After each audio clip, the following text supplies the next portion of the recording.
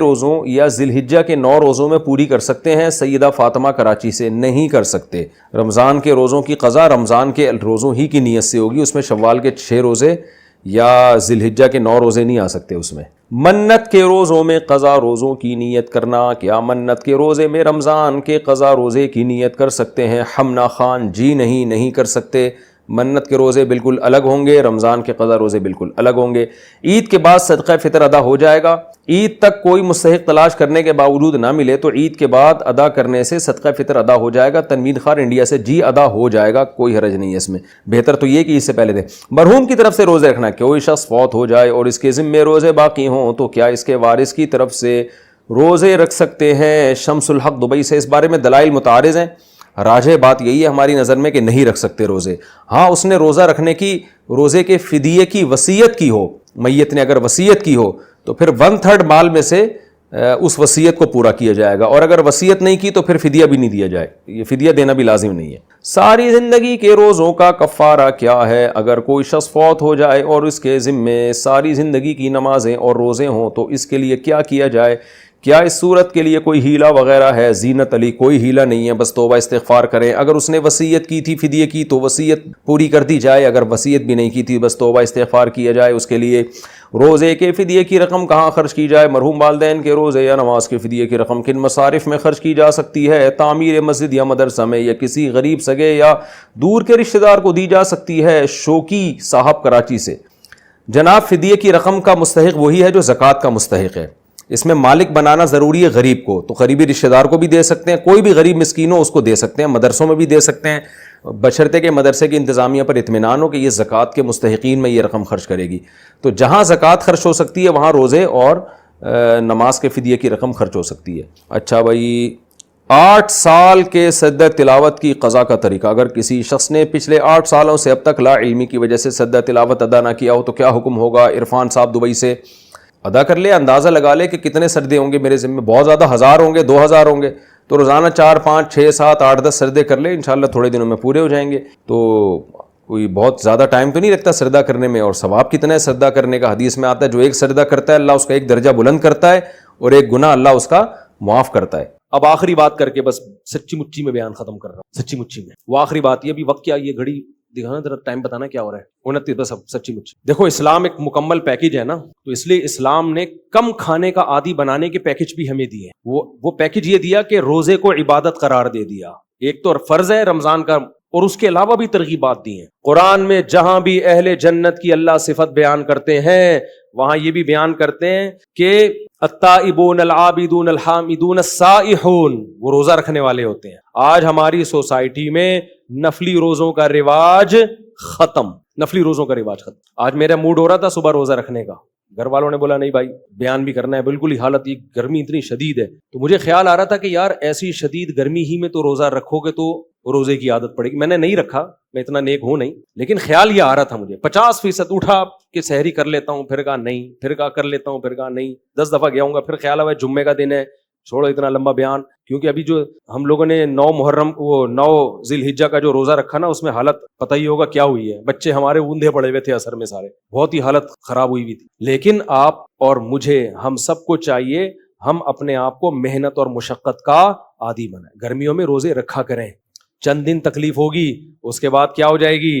عادت۔ ایسا مزہ آئے گا نا کہ مزہ نہ آئے پیسے واپس، یہ پتہ چل جائے گا کہ یار کم کھا کے بہت اچھا جیا جا سکتا، چند دن میں ٹینشن ہوگی۔ میں نے اتوار کو ایک دفعہ بیان کیا، لوگوں کو میں نے بتایا، بیان میرا ہو رہا تھا 9:30 بجے رات کو، اس میں نے لوگوں کو یہ بات کہی کہ میں نے کل رات 10:30 بجے کھانا کھایا تھا، اس کے بعد سے اب تک کھانا نہیں کھایا، 24 گھنٹے ہو گئے تھے کھانا کھائے ہوئے۔ تو میں نے کہا دیکھو میں 1.5-2 گھنٹے سے کتنا بول رہا ہوں، حالانکہ میں نے کھانا کب کھایا تھا؟ 24 گھنٹے سے زیادہ نہیں، 1 گھنٹہ، 23 گھنٹے ہو چکے تھے مجھے کھانا کھائے ہوئے۔ تو یہ نہیں کہ میرا روزہ تھا، میں نے روزہ بھی تھا، زیادہ کیا کیا ہے، افطاری میں 1 لیمن اور شہد ڈال کے پانی پی لیا، چند کھجوریں کھا لی، 2-4 کھجوریں بس۔ تو آپ تجربہ کر کے دیکھو نا، تجربہ کر کے، سحری تو کی نہیں تھی اس دن کیونکہ رات 10:30 بجے کھانا کھایا تو سحری کی نہیں، اگلے دن جا کے افطاری میں، کیونکہ بیان تھا میرا افطاری کے فوراً بعد، اگر میں کھانا کھاتا تو بیان کے قابل نہیں رہتا، کھانا کھاؤ گے تو ٹن ہو جاؤ گے نا۔ تو ہم نے کیا کیا، شہد کا شربت بنا کے اس میں تھوڑا لیمن ڈالا، اور پی گئے ہم, اور 2-4 ایک آدھ کھجور کھا لی ہوگی. چائے کی مجھے چونکہ عادت ہے, بہت خراب عادت ہے, آدھا کپ سٹا لگا لیا ہم نے چائے کا, فٹ فاٹ ہو گئے, بیٹھ گئے. اتنا لمبا بیان کیا, کوئی کمزوری نہیں, کوئی ویکنیس نہیں. پھر چونکہ مغرب سے عشاء تک لمبا بیان ہوا, تو عشاء کے بعد جا کے پھر وہی تھوڑا سا پانی جو لیمن کا بچا ہوا تھا, شہد, اچھا لیمن کو بھی 2-3 گھنٹے پانی میں ڈال دیں, تھوڑا کڑوا ہو جائے, وہ زیادہ اچھا ہوتا ہے, وہ پی لیا. اس کے بعد پھر 1 گھنٹہ بیان. لوگ سمجھ رہے تھے مفتی صاحب کوئی بہت پہنچے ہوئے ہیں, اتنا اسٹیمنا. نا نا نا نا نا نا, ہم کوئی بہت اسٹیمنا نہیں ہے. میں یہ واقعہ آپ کو اس لیے سنا رہا ہوں کہ جتنا ہم پھوڑتے ہیں اتنا پھوڑنا ہمارے لیے ضروری نہیں ہے. میرے جیسا باریک آدمی جو بہت زیادہ اچھی صحت نہیں ہے, آپ سے ہو سکتا ہے کم ہی صحت ہو, اتنا کم کھا کے اتنا سروائیو کر پا رہا ہوں, تو یہ میری اس کی علامت نہیں کہ بہت اچھی صحت ہے, یہ اس کی علامت ہے کہ ہم پھوڑ بہت زیادہ رہے ہیں. آپ تجربہ کر کے دیکھو, ہو سکتا ہے مجھے 1 گلاس پینا پڑا ہو, آپ 2 گھونٹ میں بھی چل جاؤ. آپ نہیں آئی میرا خیال ہے بات سمجھ. ہو سکتا ہے مجھے جو ہے نا 2 گھنٹے بیان کے لیے 1 گلاس لیمن کا شربت پینا پڑا, شہد کا شربت, وہ والا شربت نہیں, چینی والا, وہ تو پھر پریگیٹو نہیں ہو جاتے. تو آپ جب کرو گے نا, آپ کی صحت ہم سے اچھی ہوگی. آپ کو اس سے بھی کم 2 کھجوریں بھی کھا لو گے تو آپ چل جاؤ گے. تو میرے بھائی یہ جو پھوڑنا پھاڑنا, صبح بھی پھوڑ رہے ہیں, دوپہر بھی بھر بھر کے پھوڑ, کھا نہیں رہا آج, کھانا نہ بولا کرو, غصہ آتا ہے مجھے. لوگ کہتے ہیں میں کھانا کھا کے آ رہا ہوں, بس کرو یار, جھوٹ بولنے کی بھی کوئی حد ہوتی ہے. کھانا کھا کے نہیں آ رہے تم, کھانا پھوڑ کے آ رہے ہو.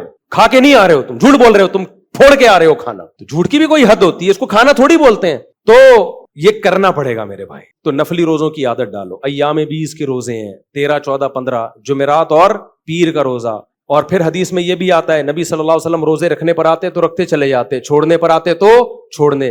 ڈاکٹر کہتے ہیں 21 دن کسی خوراک کا عادی بنا دیا جائے تو یوز ٹو ہو جاتا ہے. تو آپ کیا کرو, چند دن روزے رکھو, اس کے بعد اپنی خوراک کو کنٹرول کرو. جتنی اوٹ پٹانگ چیزیں ہیں نا, چینی, مٹھائیاں, برفیاں, لڈو, جلیبیاں, میں بھی کھاتا ہوں کبھی کبھار, جلیبی کبھی کبھار کھاتا ہوں, یہ سب کبھی کبھار میں کوئی حرج بھی نہیں ہے. تو یہ سب اپنی زندگی سے کیا کر دو, بولو نکال. تو آپ دیکھو یار تھوڑے دنوں میں, اور پسینہ نکالا کرو. میرے دیکھو پوری کمر بھیگی ہوئی ہے پسینے سے, کیا ہوا, وہ مر گیا میں. ڈاکٹر پتہ ہے کیا کہتے ہیں, ORS بہت ضروری ہے, اس سے ڈی ہائیڈریشن ہوتا ہے. بھائی ٹوپی ڈرامے ہیں, ہونے تو دو ڈی ہائیڈریشن, عادی بناؤ.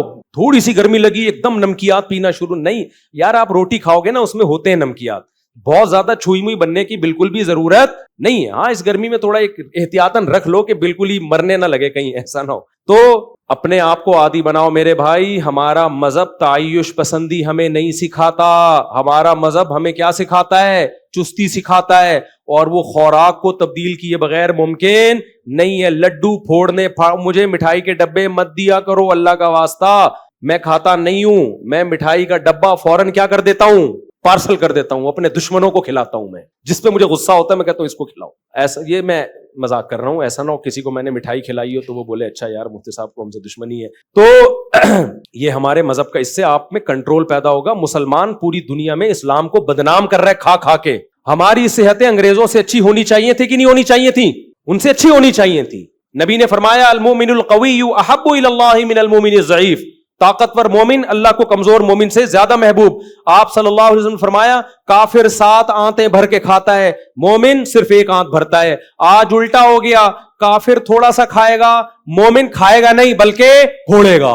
صحیح ہے نا. تو یہ ہمارے مذہب کا حصہ ہے. کنٹرولنگ پاور جب بڑھے گی نا تو پھر باقی برائیاں بھی چھوٹیں گی آپ سے. کنٹرول ہی نہیں ہے, دسترخوان کو دیکھ کے بہک جاتا ہے تو پھر گناہ کو دیکھ کے بھی بہکے گا. تبھی تو اللہ نے گناہ چھڑوانے کے لیے روزے رکھوائے ہیں کہ تاکہ تمہارے اندر تقوی پیدا ہو. تو اللہ تقوی پیدا کرنے کے لیے کھانا چھڑواتے ہیں کہ جو کمبخت کھانے پہ کنٹرول نہیں کر سکتا وہ نظر پہ بھی کنٹرول نہیں کر سکتا, وہ زبان پہ بھی کنٹرول نہیں, وہ جھوٹ بھی بولے گا. اللہ تعالی ہمیں سمجھنے کی عمل کی توفیق عطا فرمائے.